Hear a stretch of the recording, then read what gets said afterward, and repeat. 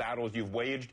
Can the opposition forces in Misrada survive based upon what you know that's going on right now?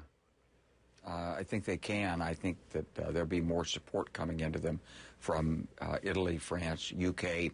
Maybe some of that non-lethal equipment from the United States will be coming in to help them as well. They do have the seaport there. I think they will survive. Remember, they're fighting essentially a group of mercenaries under Gaddafi's aim that's equipped with heavy weaponry, maybe superior weaponry, but they don't have the city, and they haven't been able to take it to date. So I think they've got a good chance of holding on in Misrada. You're a bit oblique, and you're a very diplomatic sort, but I want to push you a little bit for the benefit of our viewers. When you say they'll be getting more assistance, what type of assistance do you think they're going to be getting? Are you envisioning that some of the NATO countries, France in particular, has been a bit more bellicose than President Sarkozy, certainly than other leaders? Will they send troops in if it appears that Misrada is about to fall to Gaddafi? I wouldn't be surprised to see some advisor teams go in there from these countries. That's certainly permitted under the UN Security Council resolution. And I think what Muammar Gaddafi probably doesn't understand is he really doesn't understand that the leaders of France, UK, Italy, the United States, NATO, they're not going to allow him to survive.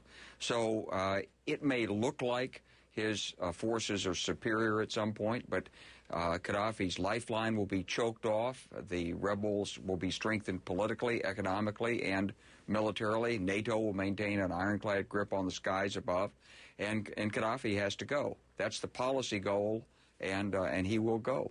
Look, you are exactly right. The political imperative behind ensuring that Gaddafi is gone within some reasonably short time frame is overwhelming. On the other hand, the military tableau that we see playing out here has not been so encouraging recently. And I have to give you enormous credit. You were very prescient several weeks ago when this began. You said that, and I don't want to call it mission creep. I think you rightly say that's not really what this is. The mission's always been the same. But the creeping escalation of our military engagement has been visible just as you predicted. Where will this take us? Now we're sending so-called non-lethal aid. There'll be advisors. This is what you foresaw. What happens from here on in?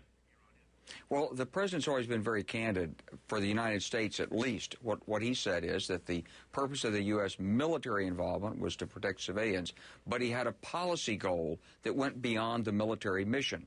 And I think that's exactly what you're seeing play out here. Now, to reach that policy goal, you can provide non-lethal aid. You can provide assistance in the rebel governing areas so they can get better governance. You can provide hospital support.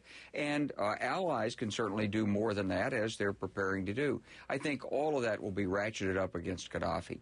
Gaddafi's going to try to stall for time. He's going to believe he can get extra mercenaries to come in there. He's going to try to bribe and threaten and coerce the rebel groups, but all of this is going to fail because he's up against overwhelming power. He just doesn't see it yet.